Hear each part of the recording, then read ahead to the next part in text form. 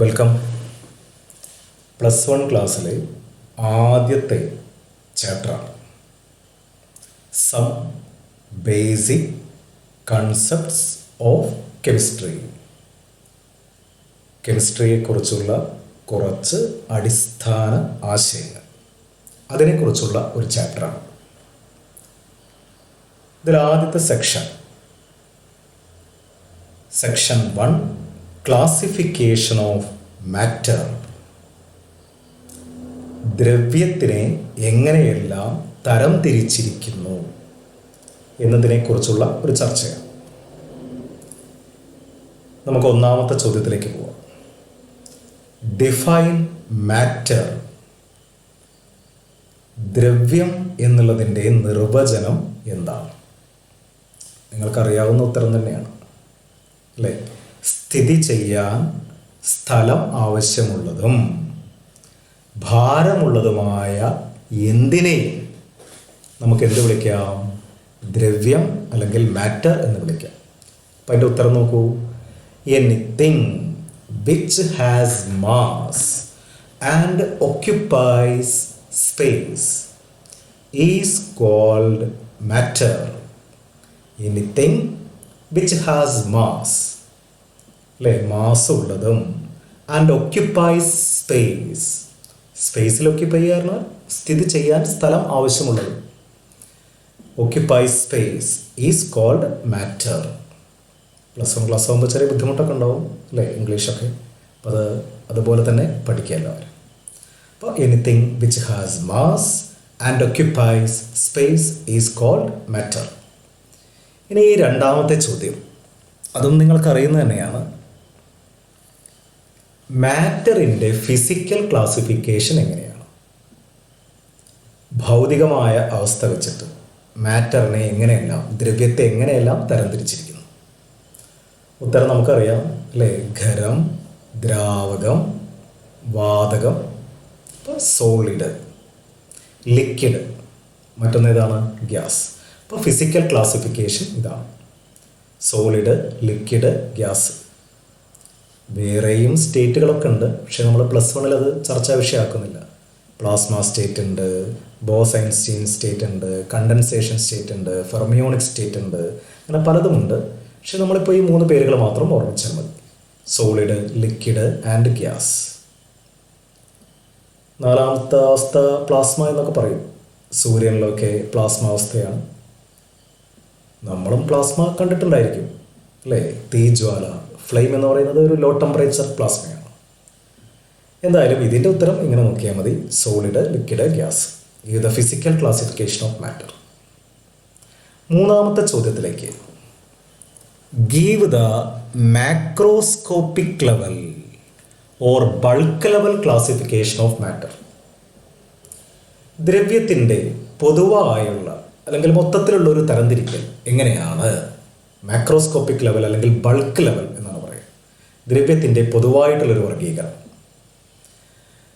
At the macroscopic level, എങ്ങനെയാണത് പറയുന്നത്? At the macroscopic level അല്ലെങ്കിൽ bulk level, matter can be classified into 2. രണ്ടായി തരംതിരിക്കാം.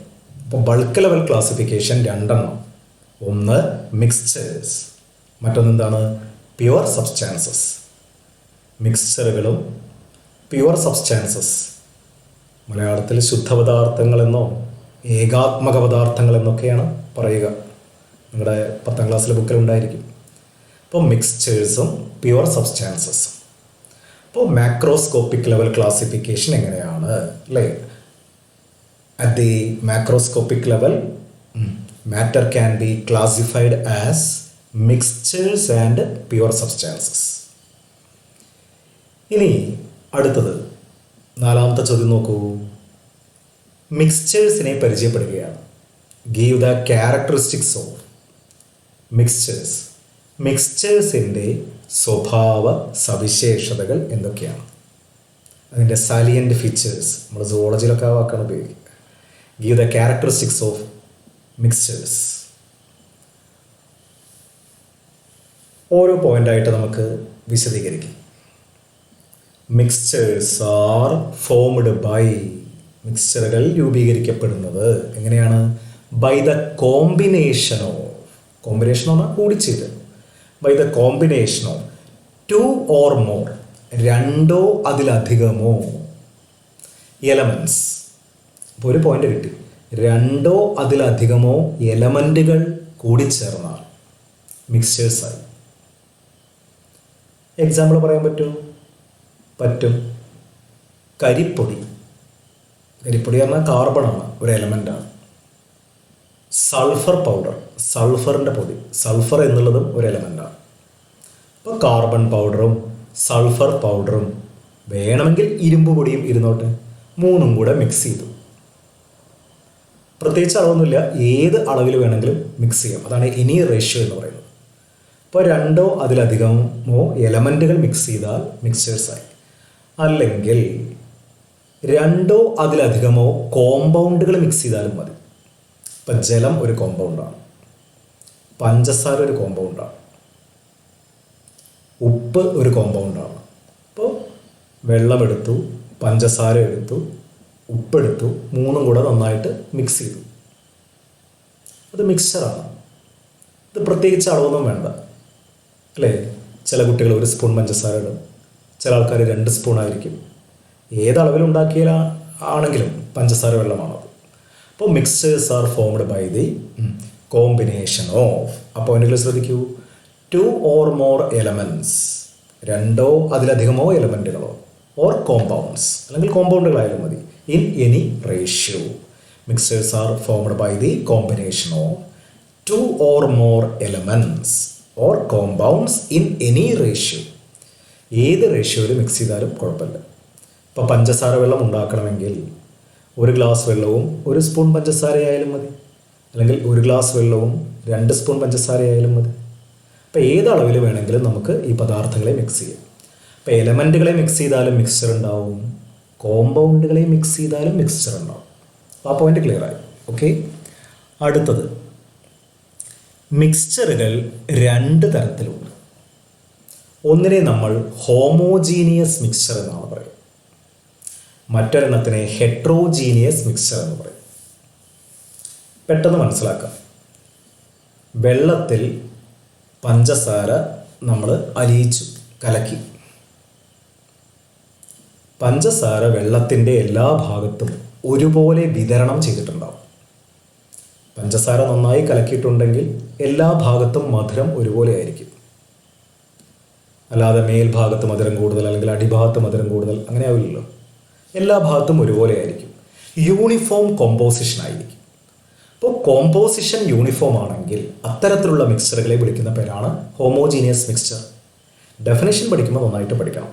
If the composition of a mixture is uniform throughout, it is known as homogeneous mixture. ഒരു സൂചന bracket കൊടുത്തിട്ടുണ്ട്. എല്ലാ തരം സൊല്യൂഷൻസും ഹോമോജീനിയസ് മിക്സ്ചറാണ്. സൊല്യൂഷൻസ് പല തരത്തിലുണ്ട്.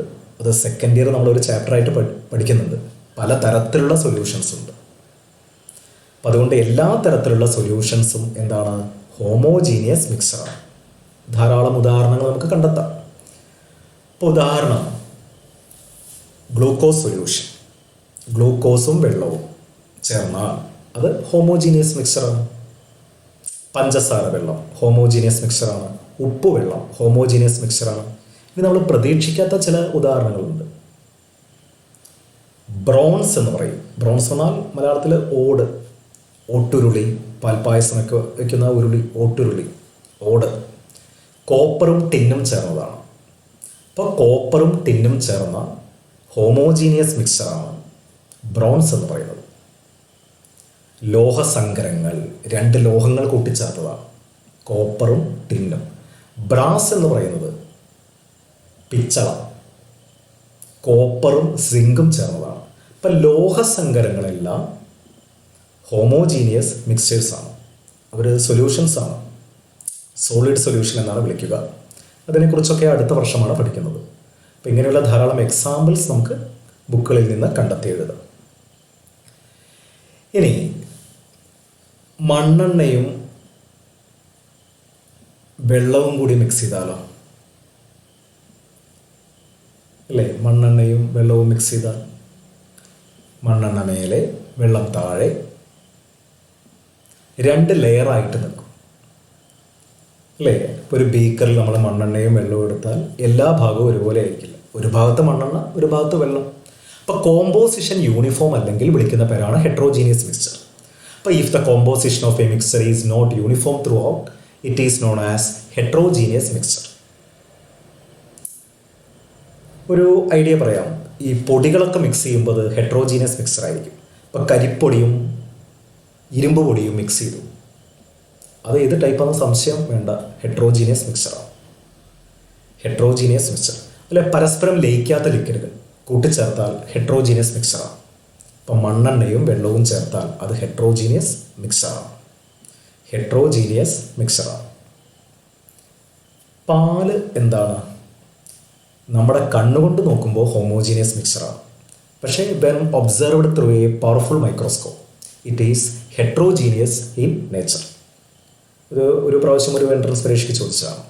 അപ്പോൾ പാലെന്ന് പറയുന്നത് നമ്മുടെ കണ്ണുകൊണ്ട് നോക്കുമ്പോൾ ഹോമോജീനിയസ് മിക്സ്ചറായി തോന്നുമെങ്കിലും when observed through A powerful microscope it is heterogeneous.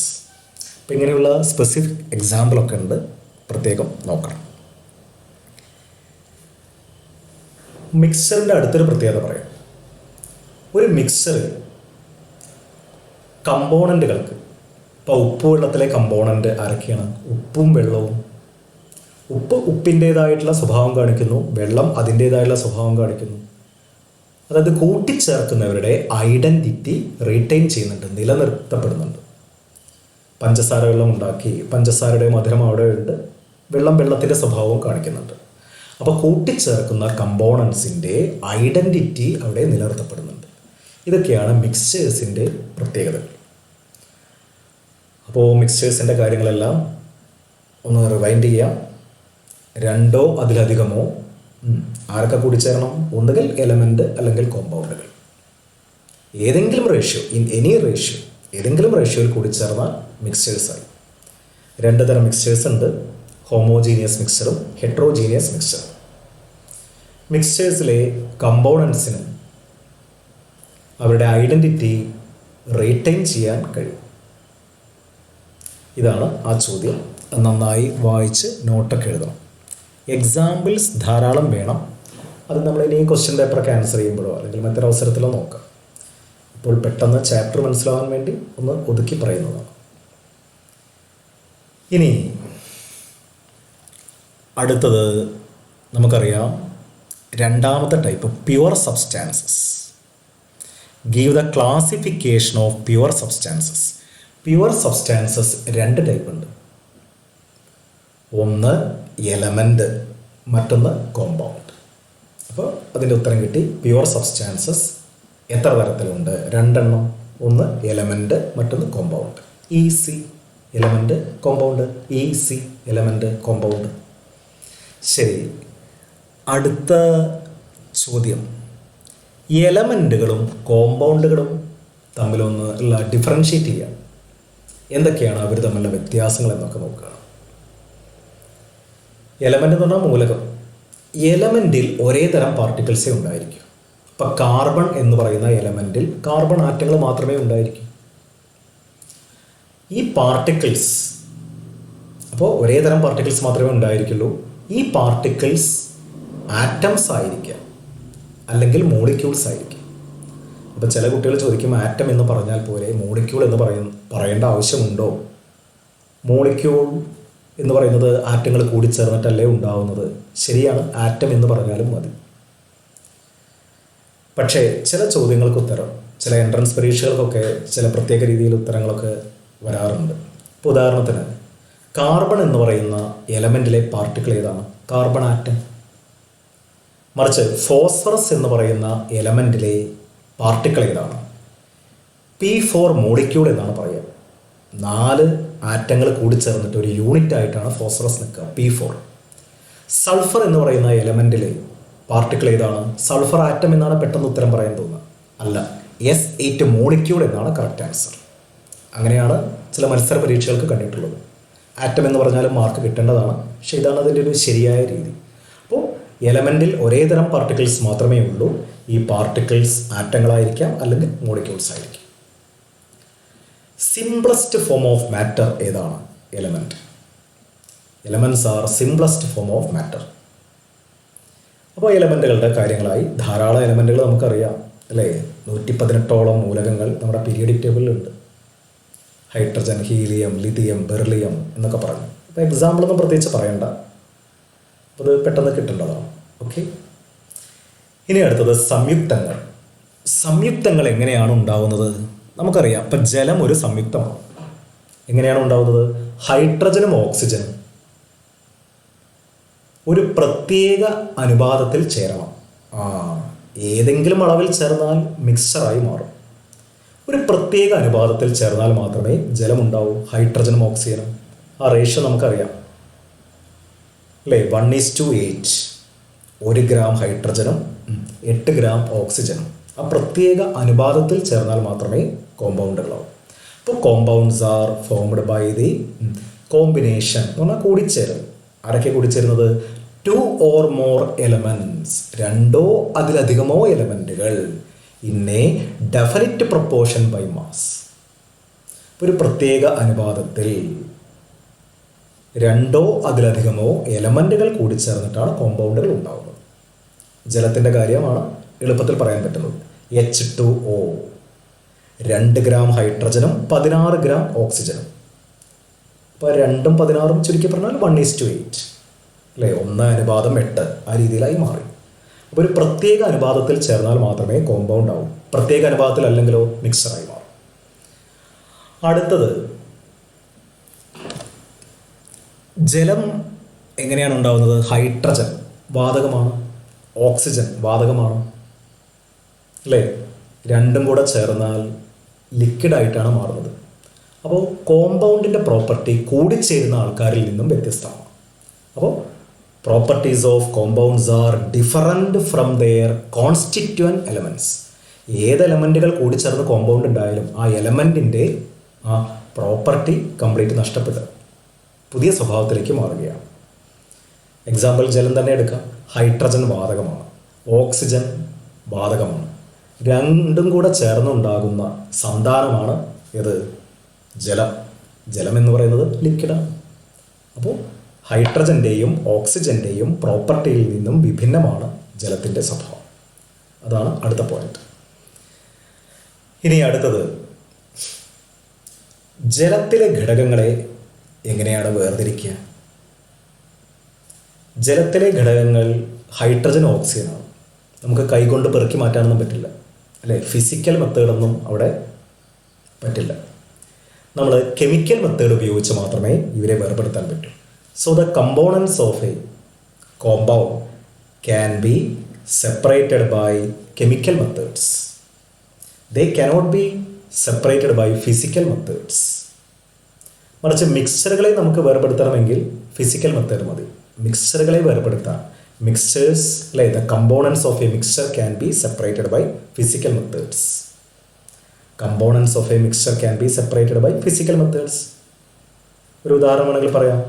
ഇപ്പോൾ ഉപ്പ് വെള്ളത്തിൽ നിന്ന് നമുക്ക് ഉപ്പ് വേർപെടുത്തണം. എന്ത് ചെയ്താൽ മതി? ചൂടാക്കുക. വെള്ളം നീരാവിയായിട്ട് പോകും. പാത്രത്തിൻ്റെ അടിവശത്ത് ഉപ്പ് നമുക്ക് ക്രിസ്റ്റലൈസ് ചെയ്ത് കിട്ടും. അപ്പോൾ ഫിസിക്കൽ മെത്തേഡ് ഉപയോഗിച്ച് മിക്സ്ചറിലെ കമ്പോണൻറ്റുകളെ സെപ്പറേറ്റ് ചെയ്യുക.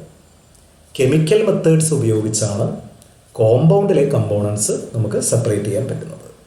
ഇതൊക്കെയാണ് എലമെൻറ്റുകളും കോമ്പൗണ്ടുകളും തമ്മിലുള്ള പ്രധാനപ്പെട്ട വ്യത്യാസങ്ങൾ. ഇനി കുറച്ച് ചോദ്യങ്ങൾ നിങ്ങളോടൊന്ന് ചോദിച്ചാലോ? നോട്ട് ഒരുപാട് തന്നാൽ നിങ്ങൾക്ക് പഠിക്കാൻ ബുദ്ധിമുട്ടാവും. അതുകൊണ്ട് ഇങ്ങനത്തെ ചില ചോദ്യങ്ങൾ.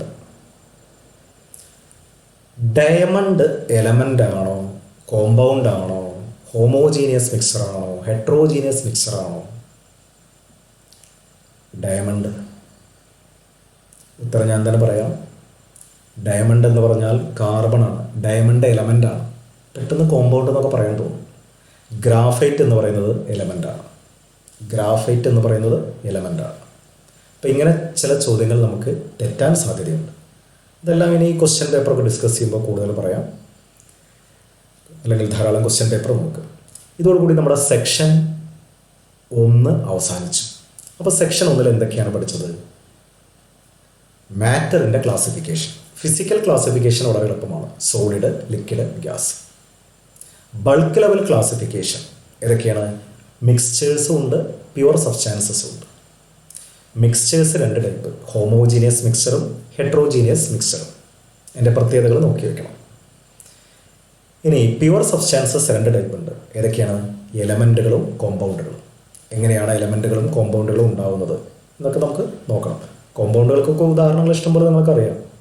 ഗ്ലൂക്കോസ്, സുക്രോസ്, ജലം, അമോണിയ, സംയുക്തങ്ങൾ ഇഷ്ടംപോലെ ഉദാഹരണങ്ങളുണ്ട്. അധികമൊന്നും ഞാൻ പറഞ്ഞിട്ടില്ല, പക്ഷെ നിങ്ങൾക്ക് അറിയുമെന്നുള്ളത് കൊണ്ടാണ് കൂടുതലത് പറയാത്തത്. അപ്പോൾ ഇതിന്ന് ചോദ്യങ്ങൾ ധാരാളം വരാൻ സാധ്യതയുണ്ട്. ചിലപ്പോൾ എലമെൻറ്റും കോമ്പൗണ്ടും തമ്മിലുള്ള വ്യത്യാസമായിരിക്കും ചോദിക്കുക, അല്ലെങ്കിൽ മിക്സ്ചേഴ്സും കോമ്പൗണ്ടും തമ്മിലുള്ള വ്യത്യാസങ്ങൾ എന്തൊക്കെ, ആ രീതിയിലൊക്കെ എല്ലാറ്റിനെയും കുറിച്ച് നല്ല ധാരണ വേണം. ശരി, അപ്പോൾ അടുത്ത ക്ലാസ്സിൽ കാണാം. Okay, thank you, by.